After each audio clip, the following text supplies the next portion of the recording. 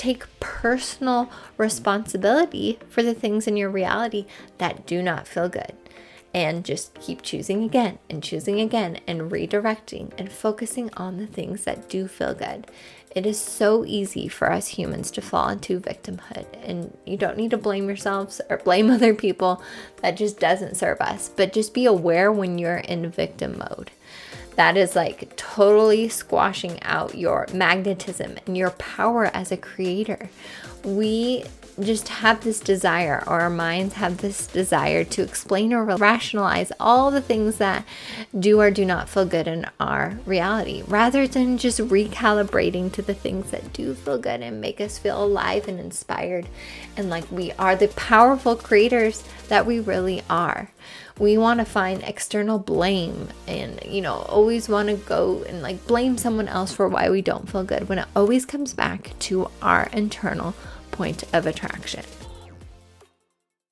Welcome to Alignment Adventures. This is a podcast where we explore what it means to live a fulfilling, aligning, and present life. I'm your host, Lindsay Tanner, and I am so grateful that you are here.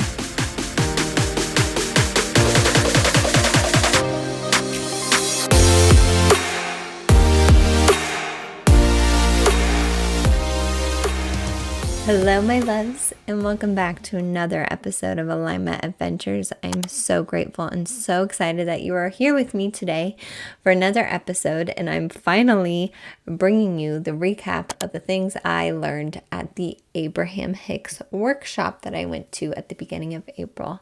Now, I just have to be honest with you guys. I keep putting this episode off because it was just an experience, and I'm like, how do I capture what I learned from this workshop in a podcast, even though there were so many takeaways?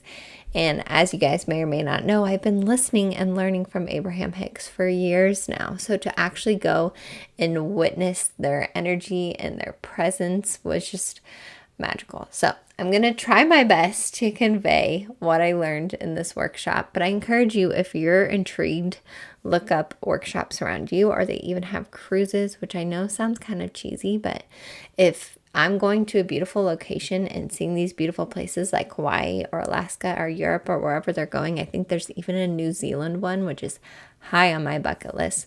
Plus getting to go see Abraham Hicks and learn these profound things and practice and embody these profound things. That sounds amazing to me. And I'm definitely trying to manifest an Abraham Hicks cruise at some point in my life. So before we get into my takeaways, I just want to discuss and try to convey what Abraham Hicks is, because I think that can be very confusing to a lot of people. If you've been listening to me for a while, you've probably heard me talk about them before or try to explain who they are before. So if you're in this realm, it may make sense. But if you're not used to this kind of information, or if you've never even heard of channeling before, this may be like totally beyond what is in your current reality and you just have no idea what I'm talking about, or it sounds just too wild. Wherever you're at, I honor that, and I'm going to try to do my best to explain who they are. But I encourage you, if you are intrigued, go do your own research, go deep dive into this, go get one of their audiobooks and listen to their energy, and they always tell their own story at the beginning. So I just encourage you to follow that nudge if you haven't. So who is Abraham Hicks? Well, Abraham Hicks is not an actual person. It's actually a group of non-physical entities. It's like a group of highly enlightened consciousness that is not on this physical plane that we call Earth. They live in the non-physical, wherever that may be, which we can all tap into the non-physical, and we all do tap into the non-physical. We'll talk more about that later. But Abraham Hicks is not a person, but they are channeled through Esther Hicks, which is a person. It is a woman, a she. And I would say she's like maybe in her 60s, 70s, if I had to guess. She's been channeling Abraham Hicks, the group of non-physical entities, since around the 80s. And she actually started channeling them here in the Phoenix area, which really feeds into my theory that this area is really powerful for spiritual development. I think because of the desert and our closeness and proximity to Sedona, which is like a mecca for spirituality.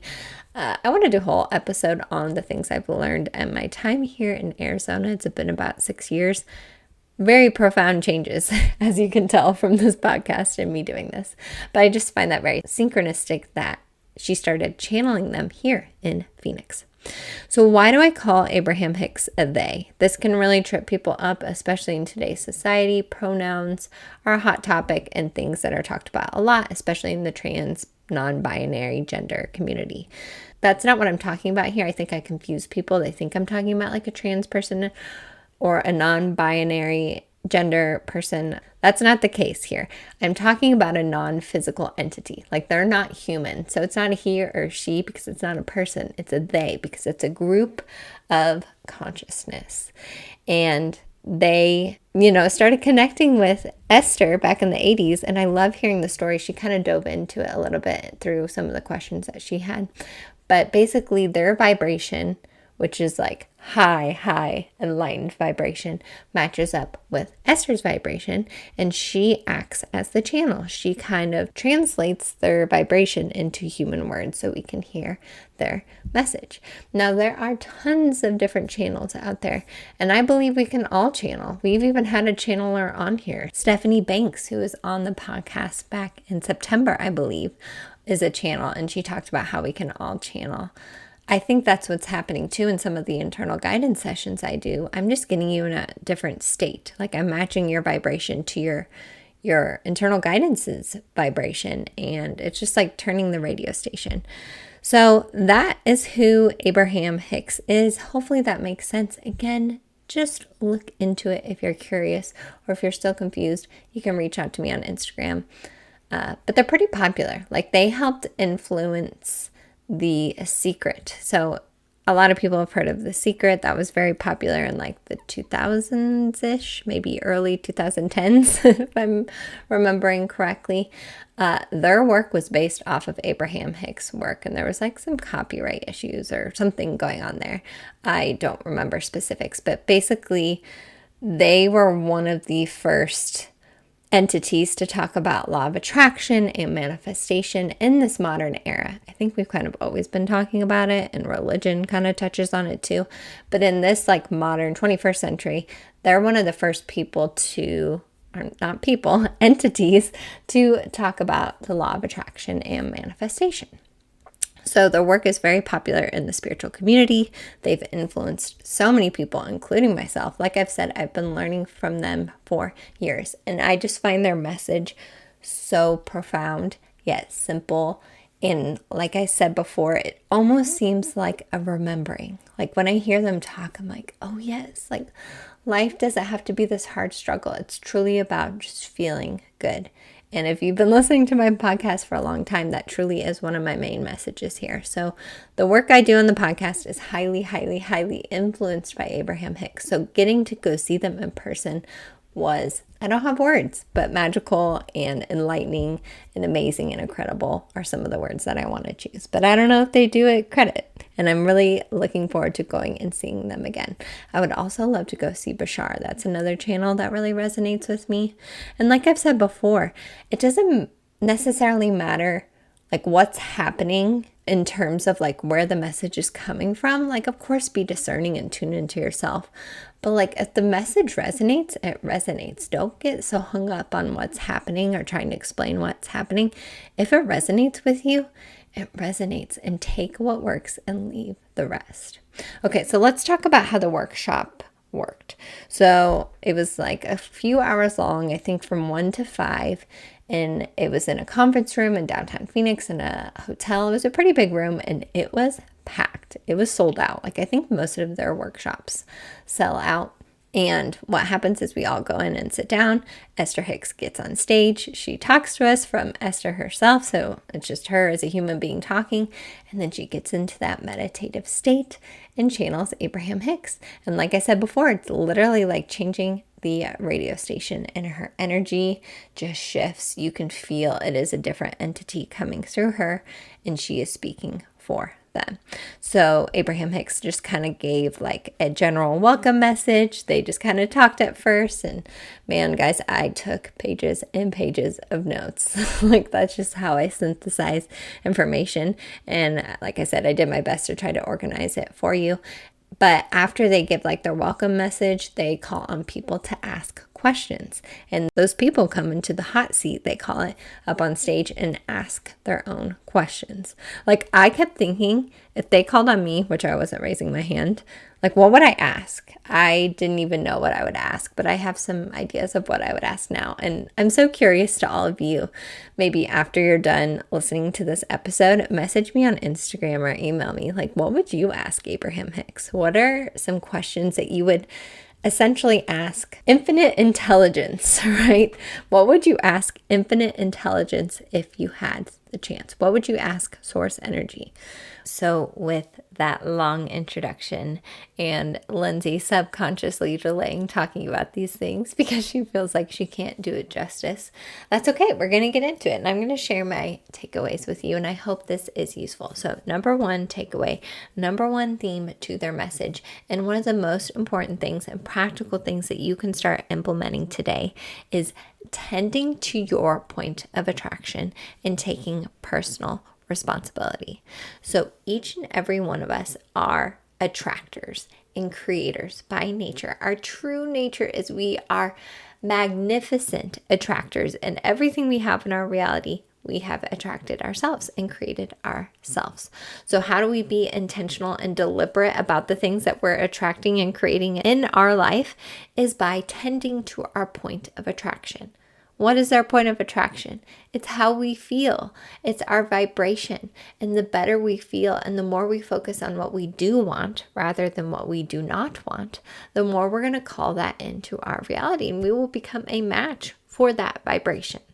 So here's a simple like formula or steps to take. 1, 2, 3. We all love steps, right? Human minds love steps.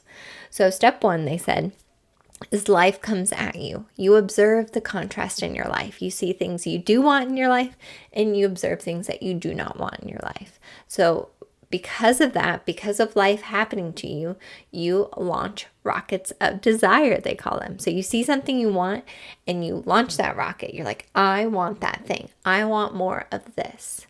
So the second thing you're going to do is your inner being, which is the non-physical part of you. I like to think of it like your internal guidance, your intuition, right? Your inner being, it's just another word for that, focuses on the desire. And this is powerful stuff. We'll talk about how powerful we are later. Super, super powerful. But then the third thing that you will do is just care about how you feel.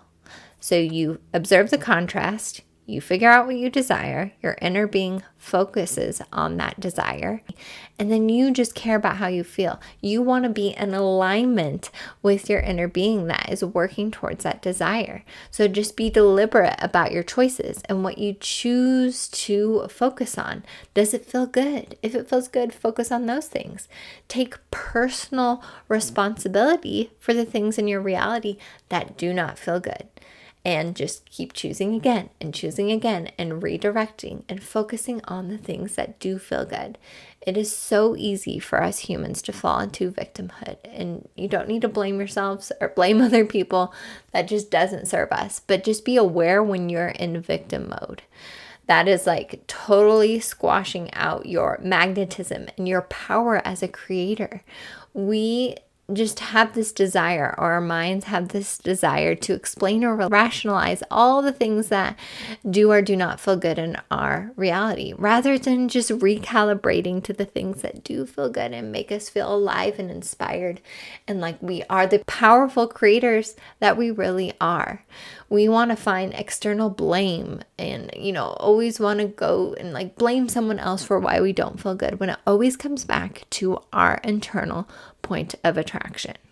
Like, wow is the notes I have right there, because we are so powerful and we can control so much of our reality. We just spend so much time focusing on what we do not want or blaming others, when if we just went back and focused on our own point of attraction and took personal responsibility for how we feel and moving ourselves up the emotional scale. That's one of the first things they gave us when we walked into the conference was the emotional scale. We're just trying to move up that scale from a low vibration to a high vibration.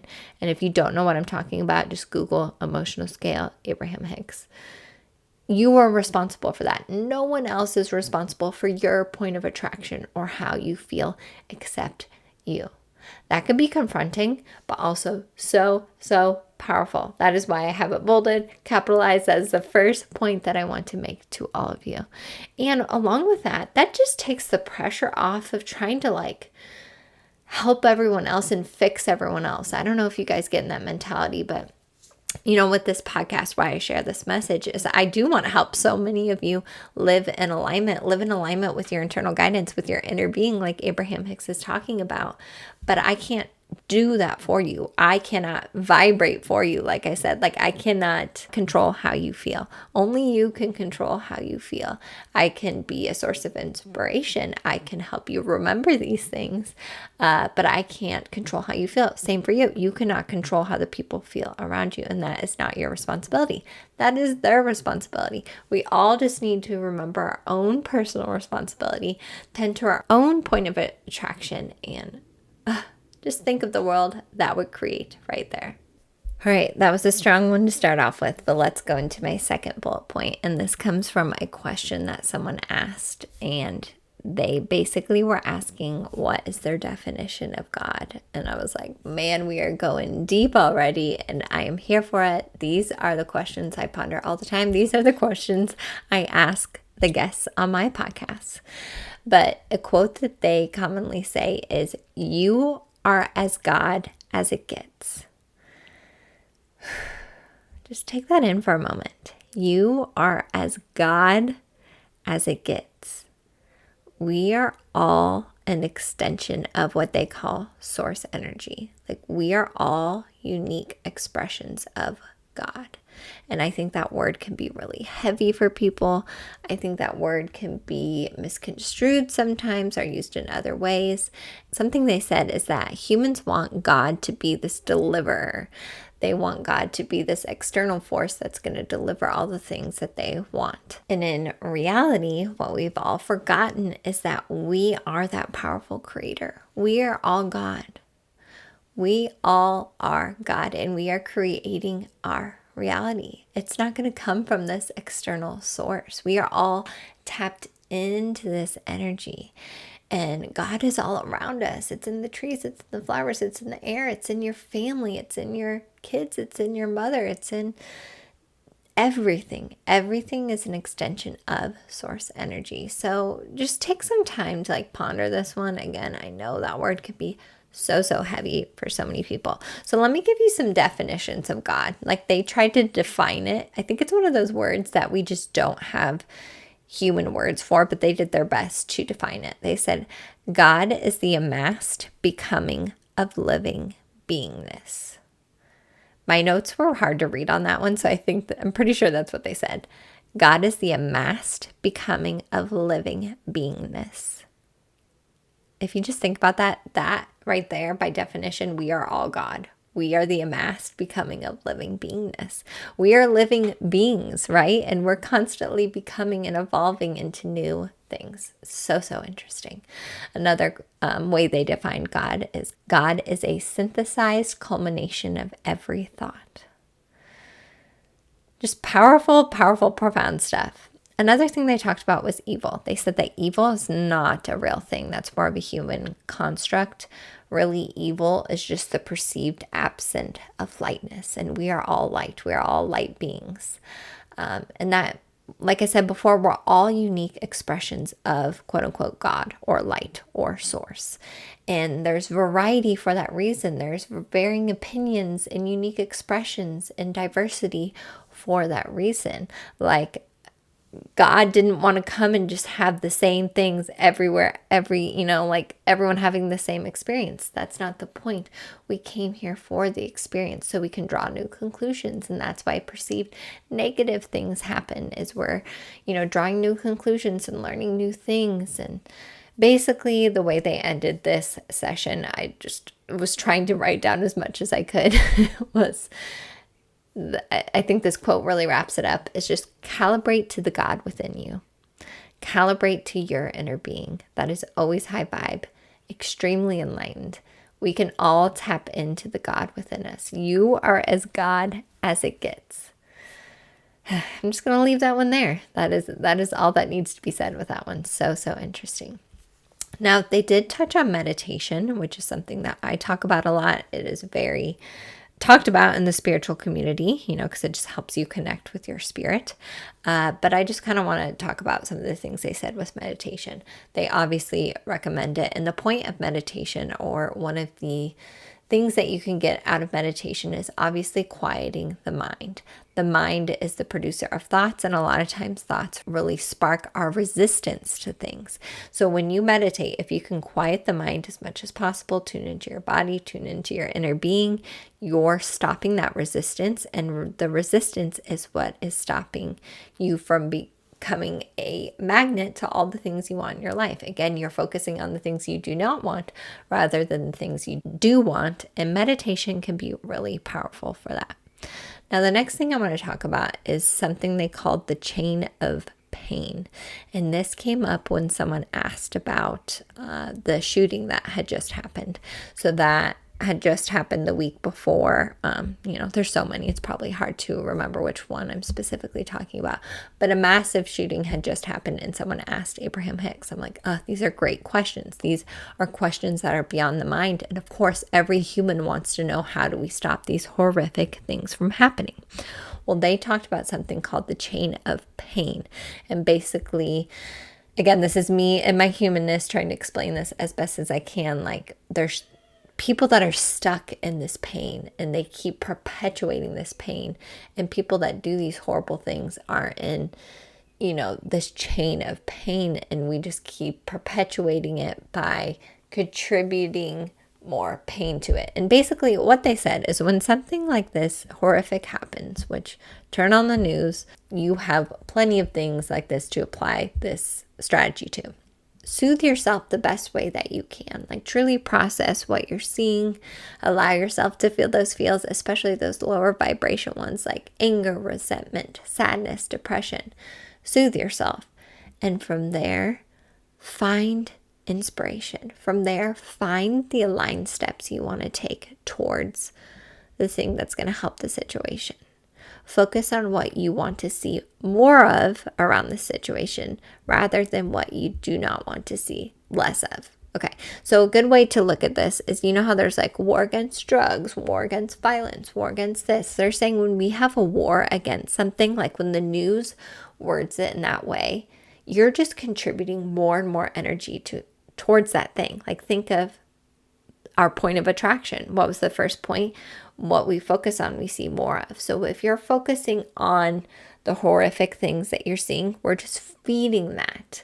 And I'm not saying like just be ignorant to those things, ignore those things. That's not what I'm saying. Process it, soothe yourself, feel what you need to feel around that situation. And from there, find your alignment, find your inspiration, find your aligned action on what you want to do with that situation.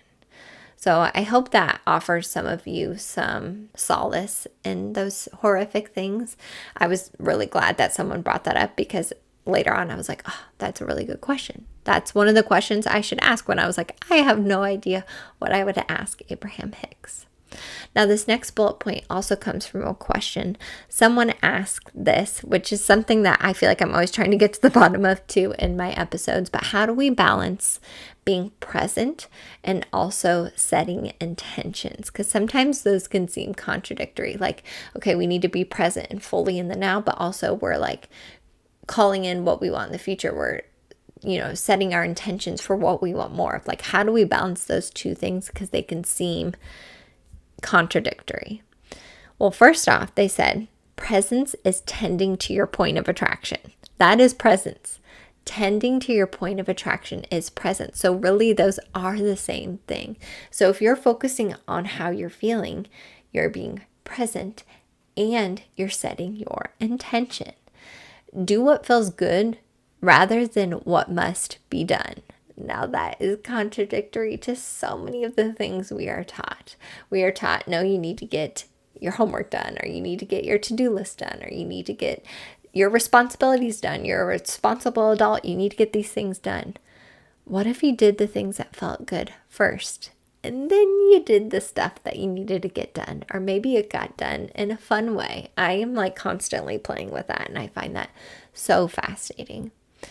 Then the next point they made is a lot of times people are setting these intentions. They're a beautiful magnet for the things they're desiring, but they're not letting in the things that they asked for.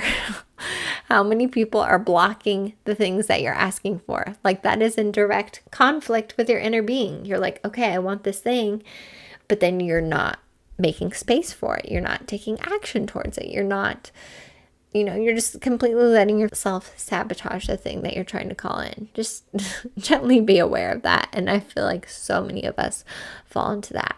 And that's where we get out of balance between being present and setting our intentions. So basically what happens a lot of times is you're asking for this thing. You're like, I want more money. That's a common thing. I want more abundance. Then you're getting called to do a certain thing. Like maybe you're getting called to start a business or change jobs or do this or whatever. And then you're not doing the thing that you're feeling called to do. You're ignoring that guidance from yourself. So many of us find ourselves in that situation. So just bring some gentle awareness to that. Don't block the thing that you're asking for. You want to be in alignment with it, which is what we're all about over here. Now, this last point I have on here, and this is something they said again and again and again, is you're not the law of attraction. You're not the stage manager. What I think they were trying to convey with that message is you're not responsible for the how. And we've talked about this before. You're responsible for your point of attraction. You're responsible for how you feel. You're not responsible for how the rest of the universe is conspiring to get you that thing or to bring that thing to you. You're not responsible for that. You're not the law of attraction. You're just responsible for how you feel. That's all you need to focus on. If you take one thing away from this episode, is focus on your point of attraction. Just keep moving up the scale. Keep focusing on things that feel good. Keep focusing on what you do want rather than what you do not want. And along with that, we don't get to decide how people react or resonate. Tend to your point of attraction. I'm not responsible for how you guys resonate with my content or the messages that you take away. I'm just responsible for my point of attraction, and I hope that you can feel that through my episodes and that they inspire you, and I'm an example, but we cannot control how people respond to our point of attraction. Okay, hopefully that wraps up that one for you. Another thing that they hit on again and again and again, and I know this is something that a lot of us are seeking, is finding clarity. So I wanted to share their take on clarity. So to them, finding clarity is asking the questions of what you want and working towards it. Sounds so simple, right? Clarity is going with your inspiration or desire. It's not questioning it. It's not rationalizing it. Again, humans want to do that by nature. We want to rationalize all the things we want. We may not feel worthy of the thing we want, so then we have to rationalize it. Clarity is simply finding the inspiration or feeling inspired to do something and going after it and not questioning yourself. So I just think that's something a lot of us can practice more often is, tuning into your internal guidance, like I talk about all the time, and just trusting that and maybe just being open and playful with that. But asking the questions of what you want and going after those things. Attuning yourself, calibrating yourself towards the things you do want. Now, another note I have about clarity is they talked about how sometimes we can feel judged by other people about what we want or do not want. And I loved their take on judgment. So this is a direct quote from them. It's not about what they think of you, but rather it's about what you think of them. So basically what they're saying here, when they said that, I was like, mic drop. Oh my gosh, I needed to hear that. Abraham Hicks was talking directly at me. Basically what they're saying is our perception of the world is what is important. Not what they think of us, but what do we think about them? Do we think that they're talking about us, or do we think that they're judging us? Then we're creating that reality, right? Deep down, we all know that we're worthy, desiring, loved, beautiful, beyond measure, all the things. We know that at our core. And when someone challenges that, or we think someone challenges that, we get defensive. But it's just tuning back into our knowing, into our truth, and really just kind of questioning, okay, if someone, we feel like someone is judging us, or we get defensive about someone questioning us or whatever, like when they hit those triggers for us, what does it say about them and their own remembering and their point of attraction? Can we have compassion for them and tune back into our own truth? Remember, it's not about what they think of us, but what do we think about them? How do we see them? I just think that's so powerful. Again, it's focusing on what we can control, not what we cannot control, and taking your power back. Now, I have a bullet point called dealing with our humanness, and these are just little tidbits on, again, dealing with human things like judging ourselves and doubting ourselves and all the other human things. Some of these things I've touched on, but I just want to reiterate some of them. Something they said was, our world is not broken. It does not need fixing.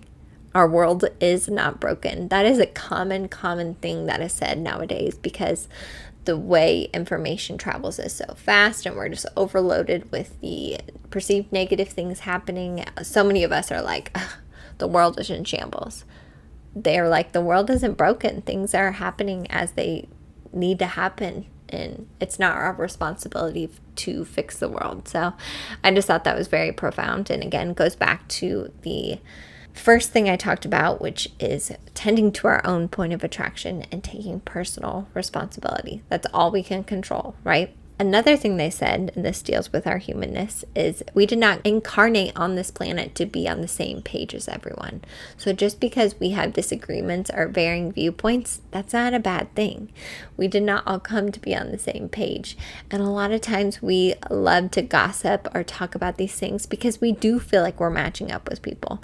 Humans love that feeling of like being on the same page as someone. Like, okay, we're both having this low vibe conversation about someone, gossiping about someone, and that makes me feel like I belong. So just something to be aware of if you feel yourself getting caught in that gossip trap. It's just your humanness. You are wanting to connect with other people. I still find myself doing it sometimes, but I realize afterwards, I'm like, that was a low vibe conversation and that didn't serve my point of attraction. I'm going to take personal responsibility and not have those conversations anymore, or as much as I can in my awareness. A few more points to make on our humanness. Something they said was stirring it up makes it bottomless. So a lot of times we like to stir things back up to, validate ourselves or rationalize something. I can find myself doing that too. Like I just want to talk something to death. But again, that's just feeding energy into that thing. You're focusing on the thing you do not want rather than what you do want. So I just love the way they phrase that. Stirring something up makes it bottomless. And then the last thing I want to leave in this little section of our humanness is an analogy they used. So the analogy is that you go to this beautiful, huge buffet. If you've ever been to Las Vegas, they have a ton of gorgeous buffets there with all this delicious food. And, that's a very human, even American thing to do, is have a buffet where you just have endless amounts of food, right? But anyways, imagine you're in this buffet and you go up and get something that you think looks really good, but you go and sit down and you eat it and you don't like it. Are you going to go up to the buffet and be like, hey, I do not like this thing, you shouldn't serve it anymore? Or are you going to let other people have that experience? Maybe it is someone else's favorite thing. So that is their analogy for different desires. Like, just because you do or do not desire something doesn't mean no one else should desire it. And of course, that's within reason of I know my mind wants to come up with well, what if it's harming other people? Of course, there's those special scenarios, but even other smaller, minute things, just because something isn't your desire doesn't mean it's not someone else's desire, and doesn't mean we have to take it off the buffet. So I just thought that was a really enlightened way to look at the diversity of desires that we see on this planet and in our society. Now, this last bullet point I have before I get into like other random tidbits I want to share with you is what to do when you're feeling low vibration. So as I said, our most important thing is to tend to our personal point of attraction, tend to our vibration. Remember, our point of attraction is how we feel, which is basically our vibration. So how do we raise our vibration, or what do we do when we feel low vibe? What they say is that when we're in a low vibration state, why it feels so bad is because we're in direct contrast with our inner being. Our inner being never goes there with us. It never just like feeds into that low vibration state. Our inner being is enlightened in the non-physical. It is always high vibration. So that's why it feels so icky when we're in a low vibe state, because we are in direct conflict with our inner being. Such an interesting way to look at that. And a lot of times we can let external factors dictate our vibration.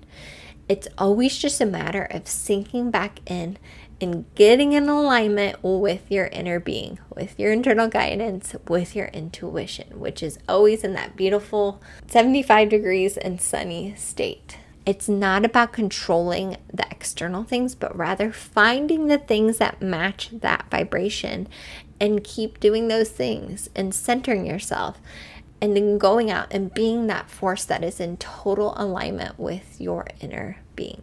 I hope that makes sense. So again, when you're feeling low vibration, don't try to be a victim. Try to process it as much as you can and then get back in alignment with your inner being that is always in that beautiful high vibration state. You always, always, always, always have access to that. There is a part of you that is in the non-physical that is just living their best life. And when we feel really good and high vibe, it's because we're in alignment with that part of ourselves. And how do we find that state? By just doing the things that feel good and inspire us. Keep it simple. It's so simple and profound. I'm just like, oh my gosh, how have we forgotten all this? So those are my main takeaways. Now I have a section of other little tidbits, is what I labeled it, that I want to share with all of you. I hope this is useful, and I hope this doesn't seem like I'm all over the place. I just want to convey this powerful force with you and powerful remembering as best as I can. So the next thing I want to share is that a lot of times we can forget our true nature, which our true nature is just like divine love, compassion, high vibration, right? So when we're out of alignment with that, we want to be productive. Again, we feel like we have to earn and struggle to get back into that high vibration state. But our true nature is someone who just loves living. We just forget we love to live. We came here to live. We chose to be here. I truly believe that our soul chose to be here, and we just want to live. So again, don't overcomplicate it. I'm so guilty of this. I want to overcomplicate things all the time, but just live your life. Okay, moving on to the next one. When you find satisfaction with something, or rather lose your angst, like if you're really angsty and trying to like work towards something, but you lose that, like someone was talking about trying to find a partner. They were like, I really used to want this so much, but now anymore, like I'm just living my life. I'm having a lot of fun and I feel like I don't want it as much. And Abraham Hicks says, just because you lost like your angst or strong desire towards something doesn't mean you don't want it anymore. It means you're in alignment with that thing. So I think this happens to me sometimes too. Like I'm not as like perceivably excited about something, or I've lost like that drive to do something. It doesn't mean I necessarily don't want it anymore. It just means like I'm in alignment with that thing. I'm in a vibrational match towards that thing. So I've dropped resistance towards that thing. All right, next tidbit. When you give someone the benefit of the doubt, you receive the benefit as well. I'm just going to leave that one as that and leave it up to your own interpretation with your inner being. This quote was really powerful to me because I feel like I'm always trying to like work towards a destination, and what's the destination that I'm working towards? So they said, when we accept our internal incompleteness and forever unfolding, that is like the beauty of life right there. And what I think they mean by internal incompleteness is that we're not incomplete. We're not missing something. It's just that we are constantly evolving. There is no destination that we are working towards except to feel good. We are here to live life and feel good. That is the reason that we are here, to live our life, experience all that life has, which is sometimes low vibration, and then get back into that feeling good state, that high vibration state. Someone asked about divine timing, and I found their definition interesting. Divine timing is when you are a vibrational match for what you want. When we close the gap between wanting and allowing something to be, then we get divine timing. So a lot of times we want something and then we do not allow it. I kind of touched on this earlier. When we can close that gap, divine timing is what occurs. So like I mentioned before, they kind of explain the story of how Esther Hicks started channeling Abraham Hicks, and she told the whole story. I will not explain it all to you. You could probably find it on YouTube if you wanted to. But what I found interesting is, of course, like other people said, she said that we can all channel, specifically Abraham Hicks or other entities. We all have the ability to channel. And Abraham Hicks said that yawning is actually a form of channeling. Like when you yawn, like when you're tired, because it's involuntary. Yawning is a very strange thing. And she said that at first, before she was like actually speaking the words of Abraham Hicks, a lot of yawning was coming through. And I noticed that too in internal guidance sessions. It's that energy moving through your body. So now when you yawn, I just find that interesting. Know that you're channeling. That is energy moving through you. And that may be, the impetus to something else coming through you to find a vibrational match to another non-physical being. So just an interesting tidbit there.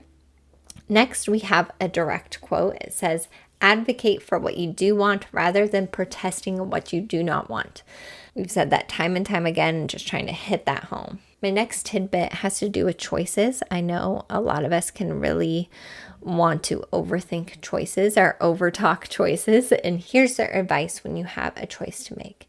They said, get in the highest vibration that you can. Appreciation is like, I think, number one on their scale of emotion. So get into that vibration of appreciation. Maybe you can just list all the things you appreciate in your life.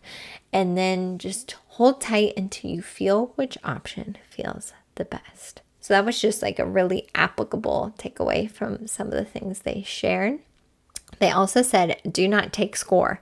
When you take score of things in life, that like shuts down your vibration and immediately lowers your vibration or your magnetism towards your desire. So again, this is something I need. I can tend to take score of things in life. Like so-and-so did this when, they didn't do this for me when I did that for them. It's not necessarily about that. All you can do, again, I know you guys are going to know what I'm saying next, is tend to your own vibration and release the rest, taking personal responsibility for your vibration. So the last few things, phrase that they said a lot were, words do not teach, life experience does. And I can attest to that. I mean, I hope this episode is powerful for you all, but a lot of times just speaking and listening to words aren't the things that really like solidify it for you. It's the experience. So this is just a reminder to go out there and practice these concepts. See the contrast, realize what you want more of in your life, attune your vibration towards those things, focus on the things you do want, and just focus on feeling good. It's life that's going to teach you the things, not necessarily just words. Now, here's a super applicable takeaway. If you hold your attention on something for 17 to 68 seconds, you will attune your vibration towards that desire. So when you're meditating or before you go to bed or first thing when you wake up, focus on something you are desiring fully, not on the wanting of that thing, but of the having that thing. Or it can be just a high vibe emotion of appreciation or love or connection or compassion for 17 to 68 seconds and see what happens. Just be playful and curious with that one. And then last but not least, this is my last takeaway for all of you, 44 minutes in. We have the energy that creates worlds within us. I'm going to repeat that again. We have the energy that creates worlds within us. We just forget that we have that energy, but it is always there and we can always tap into it. We are extremely powerful creators. You create your reality through your point of attraction. So I'm going to leave you with that. I hope this episode was useful for you. Again, if nothing else, just take away the fact that you are a powerful creator and attractor, and start implementing that in your life and see what you see. But I highly recommend just diving into Abraham Hicks' work if this is something that feels resonant to you. There is so much content on YouTube, or you can look into their books. I actually synchronistically found one of their books when we were in San Diego. It was like a couple days after I went to this workshop, and I got one of their books, and I just feel like it's one of those books I'm going to read again and again and again. I also highly recommend their audiobooks. That way you can actually hear Abraham Hicks and hear their vibration and really tune into that vibration. But I'm going to leave you guys there. I know that was a lot of information, a lot of takeaways. It was just hard to narrow it down to just a few. Please share any takeaways you have with me from this episode on Instagram at Lindsay with an A, M Tanner. Please share this episode with anyone that you think needs to hear this message, or anyone that you think would be interested in going to an Abraham Hicks workshop or learning more about them. And of course, I am sending you all the highest of vibes. Again, we can only take personal responsibility for our own vibration, but I am sending you high vibrations through this audio recording. And of course, I will see you all next week on Alignment Adventures.